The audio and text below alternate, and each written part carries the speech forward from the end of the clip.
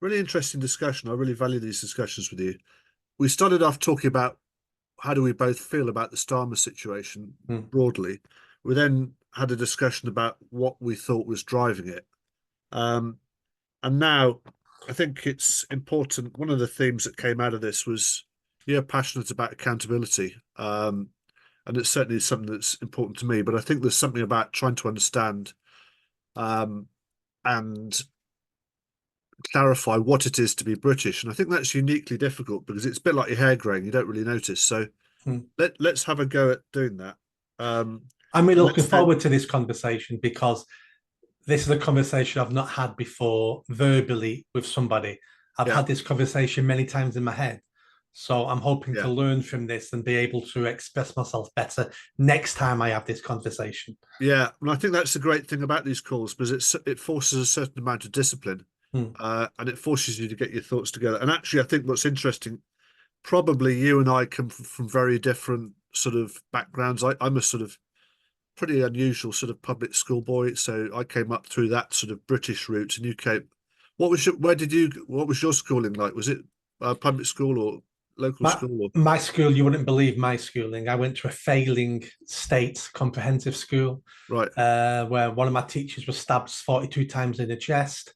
Another Wow, female teacher was sexually abused several times by gangs of lads. I could wow. walk from one classroom to another classroom through the hole in the wall where kids had kicked the breeze blocks out of the wall. That was my schooling. Yeah, well, yeah, you wouldn't believe the level of brutality what went on where the extraordinary things that went on where I. But anyway, I think that's really helpful actually because we're coming at this from completely different perspectives, and let's relish that. So Mm. over to you, Nick. I thought what we could talk about, discuss what it is to be British, then talk a bit about the threats to that as we see it, and then talk about what we might do about that afterwards. So over to you, sir. Yeah. Your boots. Um, what does it mean to be British? I think that is almost an unanswerable question, unless the answer is somebody who believes in the union. Um, as time has gone on this last decade, I found myself calling myself more and more English rather than British, Yeah, and I've done that for many reasons. That's because the four parts of the UK are different, and that's fantastic. We don't have to be all the same. In the referendum 10 years ago in Scotland, 45% of the population voted to leave the union, so they didn't feel British. yeah. So I'm not sure what Britishness is. The government basically says this. I've just Googled what the British government says, what Britishness is. And they say it's democracy, rule of law, liberty, and respect and tolerance. So some things we can agree with: rule of law, democracy. But when we start getting to respect and tolerance, that's just mumbo jumbo, Yeah, pink and fluffy, trying to find something that makes us British. yeah, If the question is, what is Englishness? I think that's probably a more valued discussion. I think so. What is Englishness? People struggle to define what Englishness is because the first point is Western Europe and North America. We have slowly over the last 50, 60 years become slowly and slowly more like each other. yeah, So that's not helps because we watch the same TV programs basically. We all speak English now. Our most amazing gift to the world, we gave them our language. We follow the same sports. Let's be honest, England gave the world nearly all its sports. yeah, yeah, Um, and I think that's why we find it harder and harder to define who we are. If I had to then go beyond that, so what is Englishness to me? Englishness to me is basically little things and some big things. So let's do the big things first. The big things would be rule of law, yeah, and that's underpinned by our sense of fair play. So yeah, the rule of law enforces our innate sense of fair play. yeah, It doesn't matter if you're a duke, a lord, the king. Everybody has to follow the law. You cannot use your power, your influence to tyrannize somebody else. I'm sure that goes on. Of course it does, because we're not perfect. But we have the rule of law that tries to stop that. And we fail at that sometimes, such as the post office submaster scandal. Yeah. We treated those people horrendously, and everybody knew what was going on, and nobody wanted to tackle it for personal convenience. Yeah. So we let ourselves down sometimes. But the fact when that scandal was made into a drama on TV and the whole population saw it, things changed the next day because it went against our sense of fair play. Yeah. The next thing is democracy. Democracy in this country, well, democracy across the world is basically an experiment. You know, it's only been going on 100 years. People think we've had democracy forever. Yeah. We haven't. It's been 100 years. It's basically been since just after the First World War. So 1918 was when working class men got the right to vote. 10 years later, women got the right to vote. Yeah. So it's 100 years, but that's an important 100 years. And you can call it an ideology, but our culture now is hooked onto democracy, and we think it's the bee's knees, basically. Whether or not it is or not is a different discussion for another day. Yeah. But that's part of Englishness, and you'd say Britishness as well, democracy, that we get to vote in our leaders. Yeah. That was part of the reason why we never liked the EU. That was part of the reason why we wanted to leave the EU, because it wasn't democratic enough for us. People we didn't vote in were making laws and decisions that affected us, and we could not get rid of them. Yeah. That wasn't democracy. Yeah. And then some of the small things, which some people may laugh at, but some of the, I mean, if you've done a lot of traveling around the world, these are little things that jump out at you where you think, oh, we don't do that in England. The first one is queuing. Yeah. I know it's a joke. People make, you know, it's in sitcoms, but it's actually very true. You know, I've been around. I remember being stored at a bus station in Israel, in Jerusalem, queuing to buy a bus ticket. And I left a 6-inch gap between me and the woman in front of me because I didn't want to be right up against her, because that's like sexual harassment. And because I left a 6-inch gap, another woman forced herself in and stood in front of me. Yeah. And she didn't think she'd done anything wrong. Yeah. Because, well, that's not a queue. A queue is where there's a gap, you stand in the gap. Yeah. But we don't do that here. I remember when I went skiing in France 20 years ago, queuing up for the ski lifts. Only the English were queuing. Everybody else was trying to walk to the front of the queue and push in. Right. So that goes to our sense of fair play. Yeah. That goes to the sense of we need to be orderly. We need to get what we deserve. And when you've been in line, that means you're next to be served. Yeah. And it's also about manners. You know, how many other countries in the world does somebody bump into you, and then you turn around in an instant and apologize to them for them bumping into you? Yeah. And that's because we have manners, and manners may seem trivial and silly to some people, but what manners is all about is keeping harmony in the tribe. Yeah. It's about making sure you don't get to conflict. So it's all about that social cohesion. Hence why 150 years ago we ruled the world. Yeah. Not because of manners, but because we had a cohesive society that was going down the same path. Yeah. And the next thing about Englishness, and you could say Britishness as well, about why we find it hard to define it. You only can define those terms when the majority of the country all agree. Yeah. Hence why the government have come out with 4 values that are so wishy-washy. You'd have the Maori tribe in New Zealand agreeing with it. You'd have the Kenyan bush people agreeing with those points because they're so vague and nebulous. Yeah. But they have to be vague and nebulous now because we're a fractured society. And it's very hard to get us to agree on anything. Hence why we find it very hard to define what Englishness is and what Britishness is, because we're not one people anymore. We're being fragmented into tribes. Yeah, really interesting. One of the things that came to mind, and I think maybe part of the reason why Englishness or Britishness is difficult to define is because it's predicated around freedom. Christianity, oddly enough, which is the bedrock of a lot of where the cultures come from. It's all around freedom. It's people think that Christianity is actually bolting you down, but actually the handle is on our side of the door. And so that's probably got something to do with the challenge in defining what is British. I think you're absolutely right. We have accepted norms, some of which are fundamental truths. I mean, some of the things, like which are actually biblical. So things like nationhood, what's male and female, infant, adult, good, evil, all of those things, which are things that shouldn't change, Nick.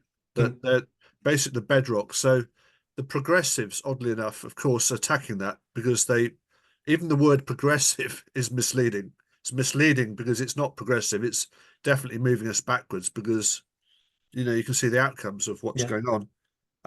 And family as well. Family is absolutely vital to the structure of society, all of which are under attack. So I think there's the bedrock type things. Then there's the sort of nice to have refinements, like queuing. I think that's absolutely uniquely British. Mm. I think the difficulty we're faced with is, and I think there's also truth, and you know, truth is really important. So psychologically, if people are breaking these things which we consider to be truthful, which the unchangeable things, then that should really grate on us, right? Because we're being forced out of shape. We're being forced to believe something that's and act out something that's untrue. So, a lot of this rainbow related stuff, that type of corruption, and or attacking families, that sort of thing. I think the other point you made as well, which is the importance of truth in resolving issues. So you mentioned the postmaster situation, which was just the most extraordinary scandal. And I think actually that's one of the strange thing about the British culture. I used to have a tenet. I ran a team, and they were, one of the things that occurred to me was that politeness is a form of dishonesty to a degree, because effectively you're wrapping up the truth in a digestible sort of way. So it's a bit of an exaggeration to make the point, but I think there is a danger in the sort of nice, polite UK culture, of not facing the truth. But you can see as the postmaster situation, um, illustrated, when you do present the truth, you get an instant reaction. When you get to the truth, then the solution becomes very clear. And I talk about this actually in terms of strategy in organizations. If you focus on the truth, strategy becomes very simple. If you follow all the rest of this ideological stuff, which you and I have talked about in the past, then of course that's taking people's eyes off the ball and creating a huge distraction. And at its very simplest level, what people are talking about tends to be all of that stuff, all of that corruption, and the sort of bending of the truth, let's say, or bending of the distinctions. People use the word distinction. Um, I think the other challenge for this is that, and I think, to be honest, we are being invaded on all fronts. And invasion is the word that I've decided to start using, Nick, because it's sort of truthful, I think, because we've got a prime minister which frankly is traitorous. He's actually advocating, one of the things in our last discussion, I think, which is very clear to me. I follow the psychology. The psychology all the way through is the WEF, psychology and ideology, which Starmer blindly follows. So if you look at why, I don't question whether or not, taking money away from pensioners is right or wrong, which of course it's wrong. But if you understand the psychology, there's consistency to that, which is around nationhood. And of course, pensioners are, our greatest national asset. They are people who have got us to where we have got to. And of course, to marginalize those people actually fits, unfortunately, with the WEF ideology. And so that if you look for these consistencies, you can see this corruption. But I think, I think we're being invaded by the government. I think they're being traitorous. That emboldens, the people who don't value the things that you and I have just talked about. We've got people coming into the country that have no knowledge of what they're coming into, apart from selfish reasons. We've got a financial aspects in any situation, actually, what are the acid test of sanity.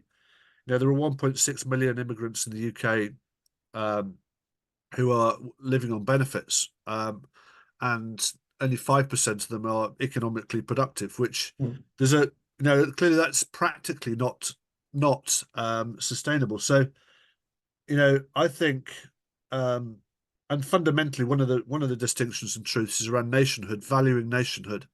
Um, and I think we need to address the issue of Islam as well. And it's interesting actually. Islam started off quite peacefully and got nowhere, and then it turned violent, and then it got somewhere. And I think um, there's an element of deception there, which they call aberration or whatever they call it, in terms of the the beginning of the end verses. And I think the WF and co, what would, if they could, take over our nation without war, then that would be preferable. And I think we are facing an onslaught um, of these things. And I think the other thing that occurred to me, which is equally disturbing, is actually role models, Nick. So who is a atypical role model of Britishness? And you and I are pretty ordinary guys who care about this, but I think what the Queen was a pretty extraordinary example of what it is to be British and exemplified all the things you've just talked about. Um, in her own imperfect way. I think someone like John Harvey Jones was in his own rather peculiar way, typifying British industry, supporting British interests, those sorts of things, as opposed to all this net zero stuff, which is just handing the keys to China. Um, and I think, if you look at specifically that, again, in terms of treachery, Khan putting up that plinth on in Trafalgar Square that put that trans statue up on, that was actually intended to be for the Queen. Do you know that? Yeah. Yeah. So there are these intentional things which I think are really troubling. But what I do, and I completely agree, the basis of any negotiation, any peaceful discussion, is to identify what are the unifying values, Nick. So in our discussions, you and I have discussed unifying values, and freedom is an interesting one, but freedom actually requires effort. Victimhood doesn't require any effort. So the Starmer ideology requires no effort, no accountability, no responsibility. No, you can see in the way he avoids questions, even his own questions about the number of deaths of pensioners, it's blatant. So that with freedom, there comes accountability, and it's relatively hard. And you can actually teach people out of freedom, because if the education system is teaching the opposite, that's a big issue. And then don't forget, freedom isn't free. Exactly. Freedom is paid for by the blood of patriots. Absolutely. Yeah, I mean, it's really hard fought for. Yeah, absolutely. But I think it's something, if you're given the choice, right? If you're given the choice, uh, it requires effort, it requires training, it requires resilience, it requires all the things that I learned when my public. I mean, like your schooling, Nick. Your schooling was tough for a different reason to mine. I mean, I really got the sport. A lot of things when I was at school really was quite pretty violent, and there were some pretty unpleasant people, and they were, extremely violent, frankly. And you learned how to survive. And when I came out of my public school education, I went into a factory, actually, oddly enough, and I worked on the shop floor, and I was promoted to supervisor because I could cope. And I remember the first thing that someone said to me, said, "Look, if the old boss comes to me and tells me how to run this machine, I'll shove his head in the machine." That was the sort of nature, and that's the sort of pièce de resistance. So I think there's a degree to which the schooling taught us to cope with difficult situations and gave us that accountability, and also um that interest in taking responsibility for ourselves, paying for ourselves, paying for our children, all of which has been seriously damaged, I think, through COVID. Because one of the things I think that is problematic in this equation is that you can, through habit, teach people socialism and reliance and victimhood, which I think a lot of people who are quite entrepreneurial, quite happy to accept money from the government, when they took their freedom away, which is, no, that is not a passive action. That is actually, uh, moving us back as close as you can to socialism across the nation. So I think there's a habitual aspect which has been problematic for the UK. So yeah, I think what I think socialism has been happening to this country since the end of the Second World War. Because during the Second World War, the government ran everything. And we came out of the Second World War, Labour were elected and just carried on. We had a blip in the 80s, it was called Thatcherism. But true. apart from that blip, we've had more and more socialism every single decade. And because we're a tribal creature, people want protection. People want the tribal leader to look after them, to Yeah, give them resources. And it's human nature. Socialism is built into our DNA, but yeah, only at a tribal level when it's 50 to 100 people. Socialism doesn't work when you get to the macro level, when it's a nation state. And we've seen this. And COVID's shown us again, all you have to do is scare the people and they will give away their rights overnight because they're afraid. yeah, And to a certain extent, it makes sense because what's the point of being free and dead yeah, when you can give away your rights and you're still living? So it's a survival strategy. And many dictators across the world use this all the time. That's why every dictator in the world is always at war with a neighbor because yeah, he has to make sure his people are more afraid of the enemy than him. yeah. I think that's absolutely right. I think as well that it becomes in this type of environment, Nick, it becomes increasingly difficult. And I talked a bit about the invasion on multi fronts, which I think is a fair statement. I'm willing to take responsibility for that statement. Um, but I think, in that situation, it becomes increasingly difficult to stick your head above the parapet, and it becomes a lot easier to follow the prevailing narrative. Mm. And which is the reason, and this is the reason why companies. This is the reason why I understand this psychology, because this is why companies go bust. This is why the cover up of the grooming gangs and all around fear of talking about rape. It's the reason why the post office scandal was covered up, because people hadn't got the truth. And actually, I worked in Lloyd's Bank just before it went bust, and I was looking at risk in Lloyd's Bank, and they hadn't. It was systemic. There was a systemic blindness and lack of truth, Nick, in the organisation, where um, they weren't even looking for they weren't even looking or challenging these things. So, and I think there's a degree to which, and one of my traits is I tend to. I mean, humour is a great British trait which we haven't mentioned. I think it's very Mm. important because it breaks things up. And I think you've got to sort of, and I think humour is a very powerful tool to level things out. But truth is an even more powerful tool. Mm. But I think there's, I talk about this in my book. The problem with this is right, is that if you stick your head above the parapet, right, and talk about the things which actually are really problematic. So a lot of this stuff happening at national level is really problematic, but there's much more problematic things. And I'll tell you one thing, which is actually in law, right? The COVID, one of the tenets of the World Economic Forum is to population reduction, Mm. right? Now, one thing that not many people know, but this is actually in law. It was US defined, because we'd been contaminated with mRNA, right, as human beings. We defined us as not being human beings. Therefore, we don't have human rights anymore. Did you know that? No. That is not known very well. There's another thing where I need to find the source of this, but which is dig it out. But the assets and shares are all being switched to the central um, no technocrats, so that actually when and as the CBDC happens, owning nothing and being happy is oddly enough just a question of flicking a switch.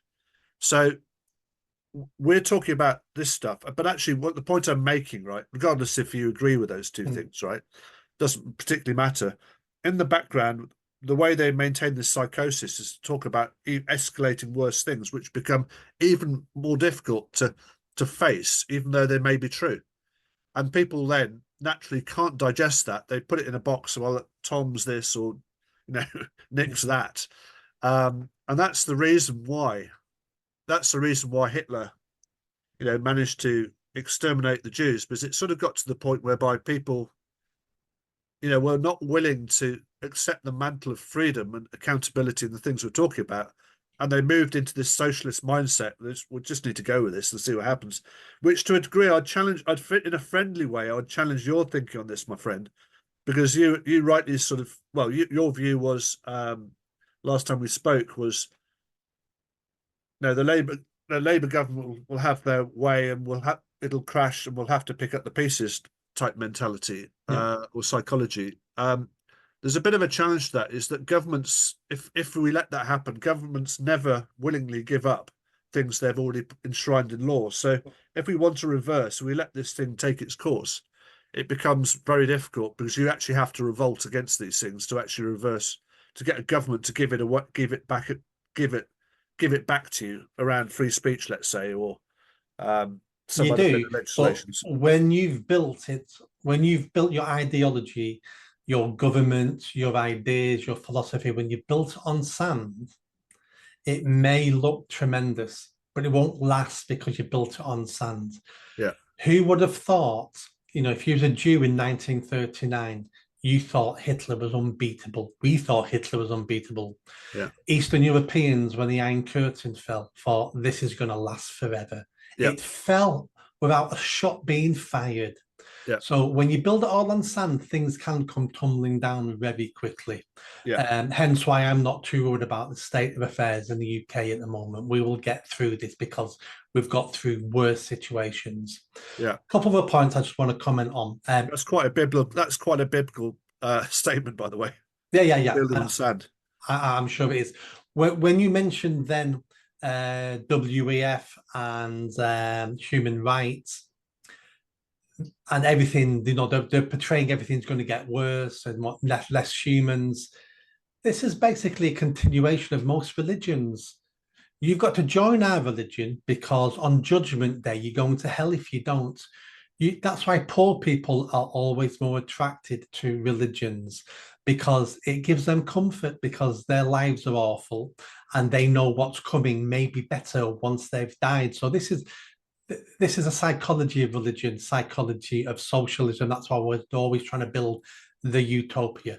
Something inside us likes that and will buy into that. When we talk about nationhood, you talked about heroes, and I think you're spot on there. Where are the English British heroes? They Yeah, don't exist anymore now, because if you can make a country reject its heroes, there's no one else to look up to. You can easily defeat that nation. 15 years ago, Winston Churchill, in a huge UK poll, was voted the greatest Briton ever.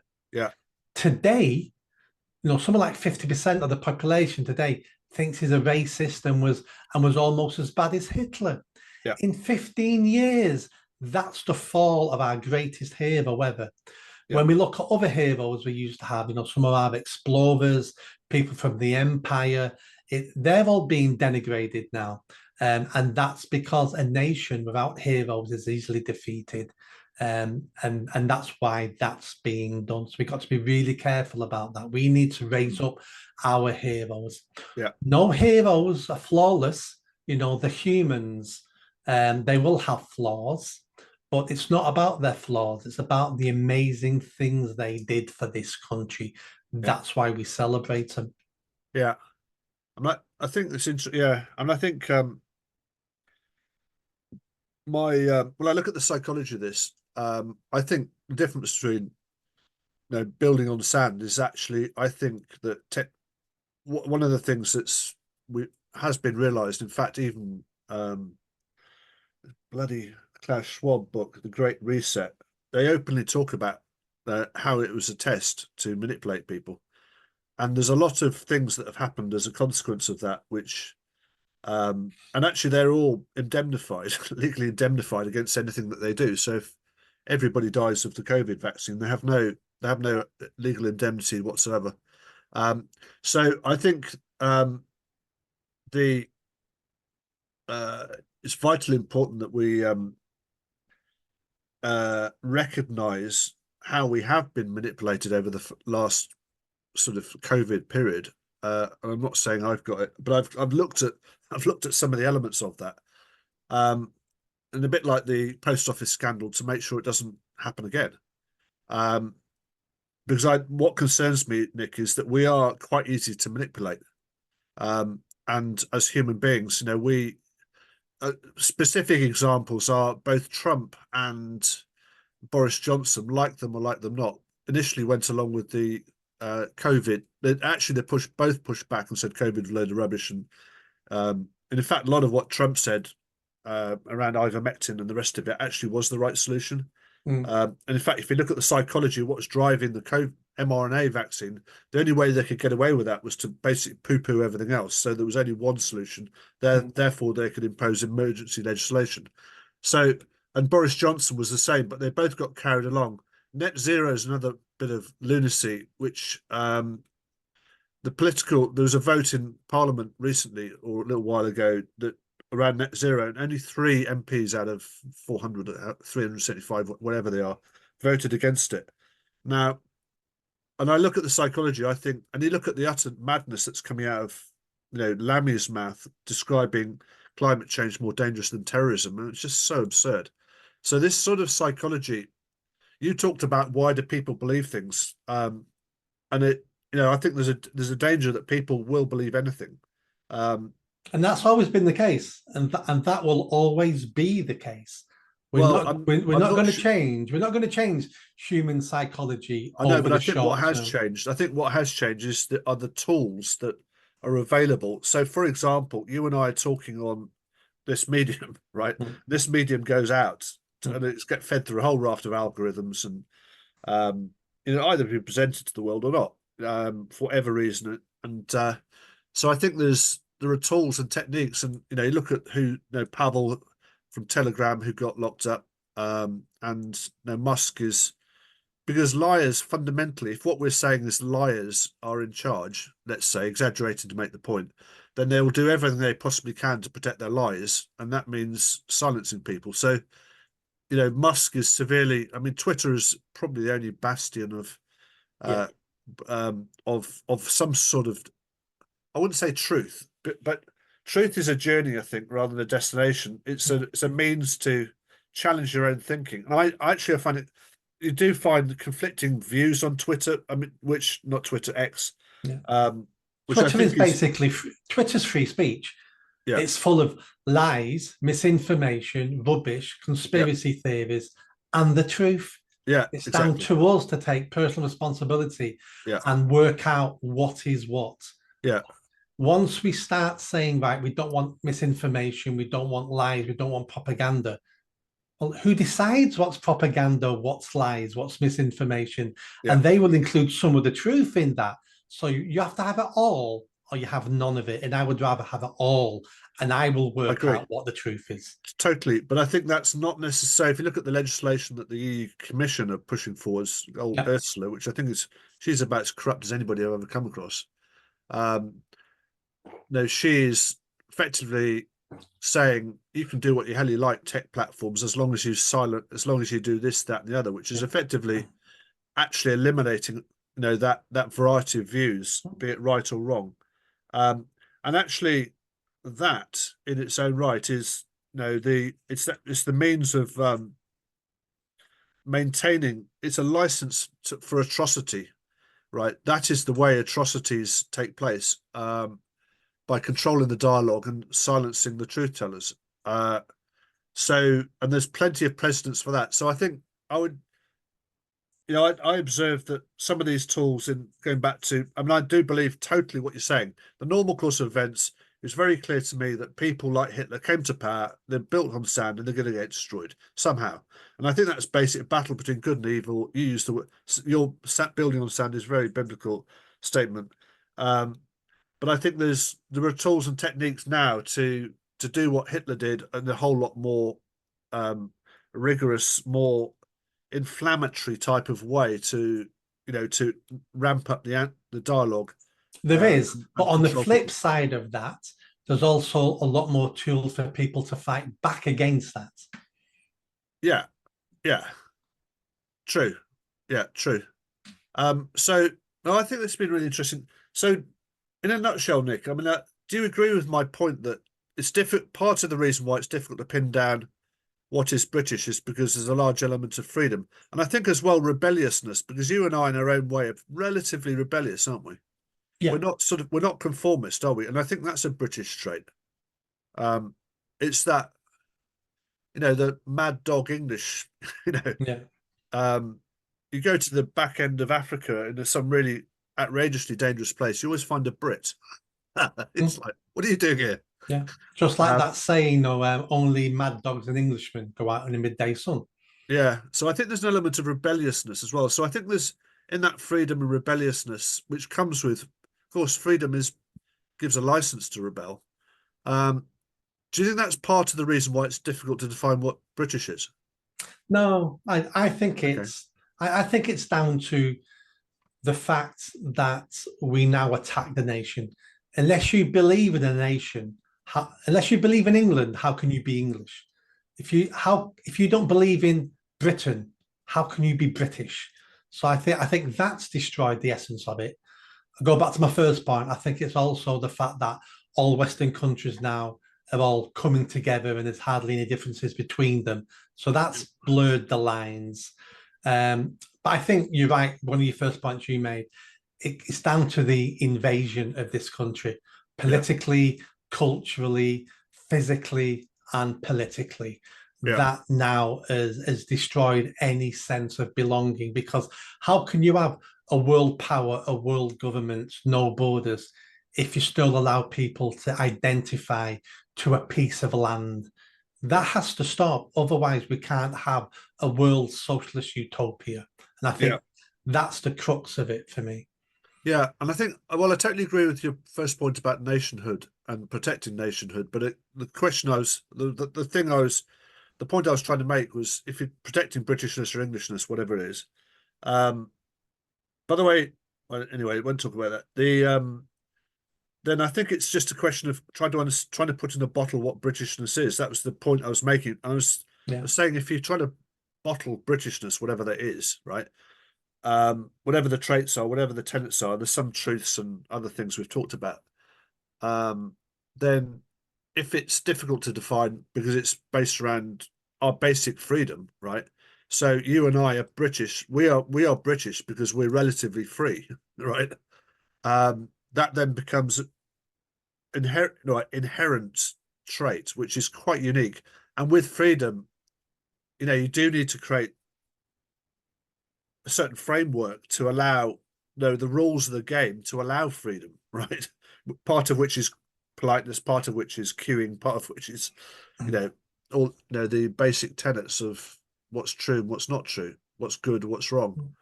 I, Um, I don't think I don't think it's freedom.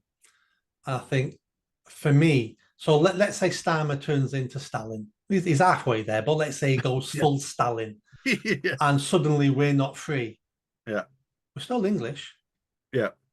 So I don't think it's to do with freedom. We didn't get the right to vote up to 100 years ago. Does that mean before that Englishmen weren't English or weren't British? I don't No, think I it's agree with freedom. that, but I Yeah. would question whether or not what Starmer's doing is British, right? I would, because of the reasons it's not, the trait part of which is freedom. Starmer is certainly not an advocate of freedom, No. so I would say he's anti-British.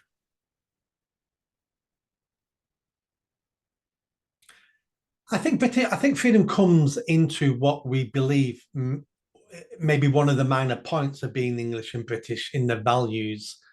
Um, I think we cling to that because, like, we cling to democracy, but we would still be English, we would still be British, we'd still feel English and British without freedom, without democracy. That's why I don't hold too much onto that point. Yeah, I do. I understand your point. Okay, I understand your point. Okay.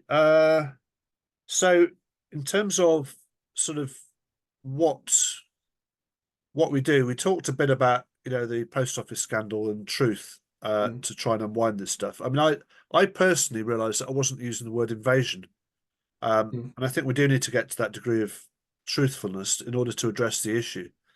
Um, and that's an invasion on all fronts. I mean, what do you think the you know the are the things we need to do on a daily basis to take personal individual. No, you and I are individuals, Nick.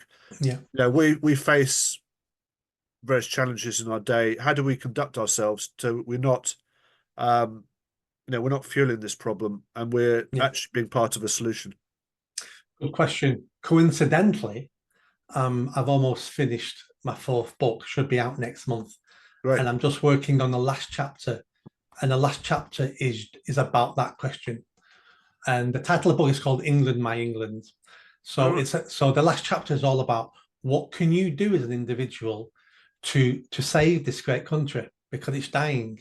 Yeah. And we can't expect people to all be charging the machine gun nests and being killed and losing their jobs and their careers and their family and being destitute. That's too much to ask from most people. Some people will do that, Yeah. but most people won't. So I'm writing a chapter on what they can do as individuals. So I give examples such as if you're working for a woke corporate organization, well, you've got to be careful what you say because you'll lose your job. And let's not have you losing your job in this fight at the moment. Okay. But you can be sneaky. You can talk to your family and friends in the pub.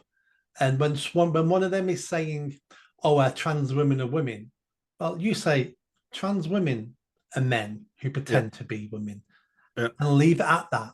Don't debate them because you probably won't win the debate because you've not got enough information, the skill to do it. State facts. People can't debate facts. Yeah. If people say to you, "Oh, we're DEI," no, DEI is racist. Yeah. Because it prioritizes people based on race. That's racist.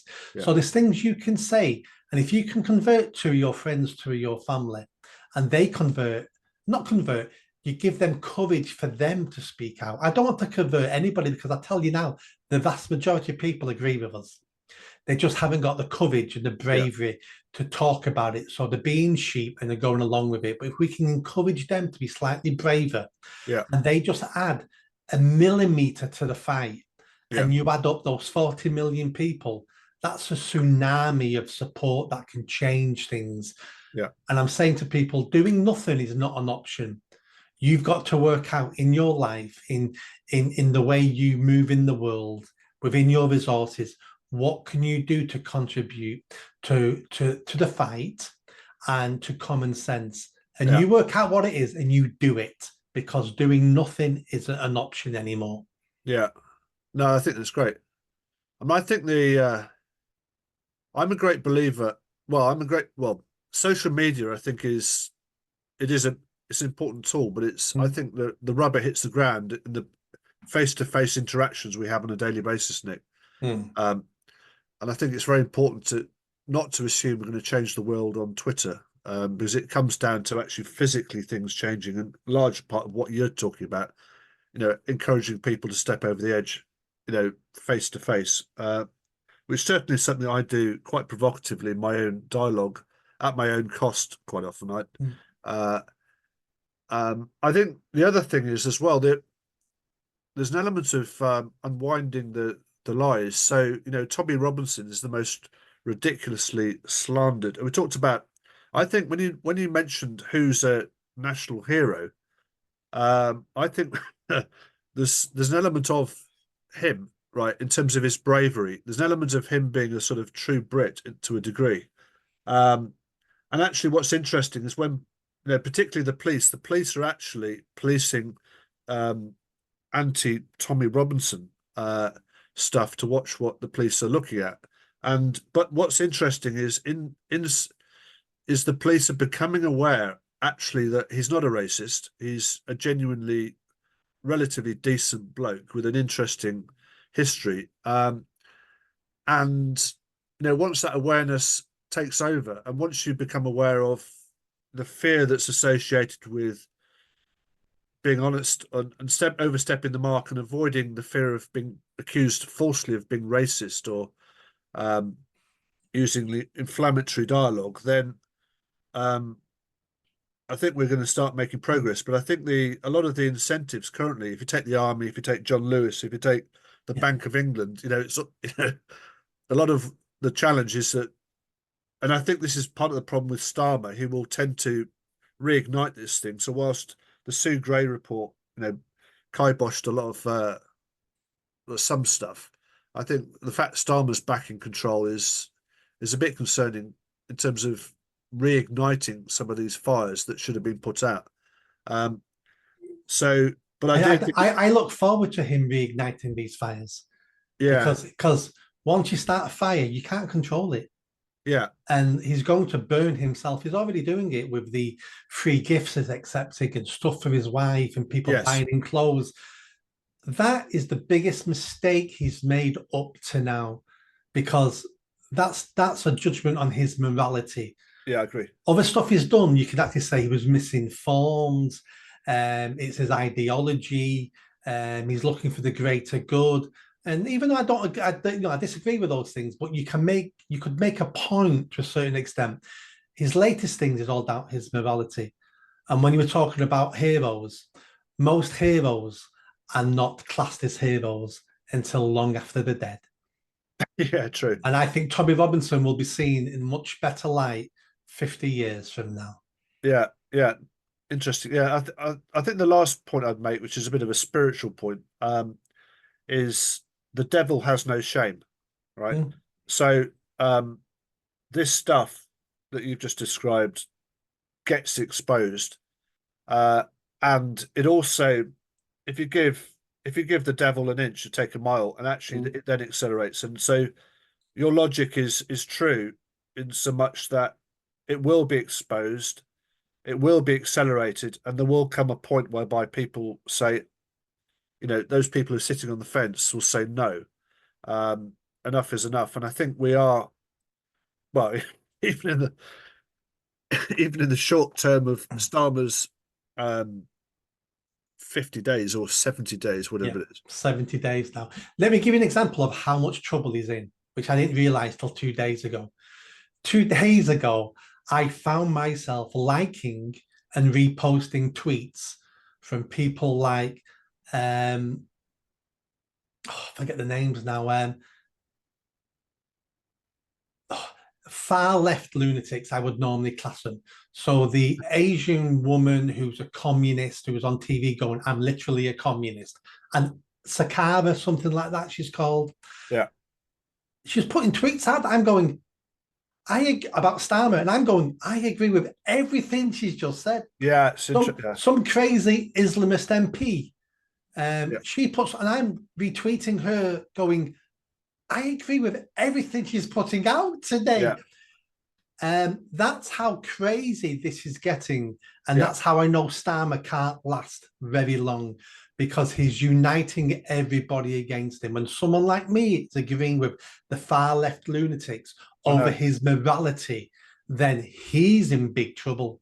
Yeah. I mean, by the way, part of the winning thinking, that's a sign of a healthy mind, by the way, Nick, because rather than look at that person far left in the bin, they are this, that, and the other, you've actually taken the time to this is very much a British trait, taking the time to actually listen to what they say, and take it on board and challenge yourself and actually agree with it. And then tell everybody else, I agree with this person. I know, and I do think, because that's very interesting.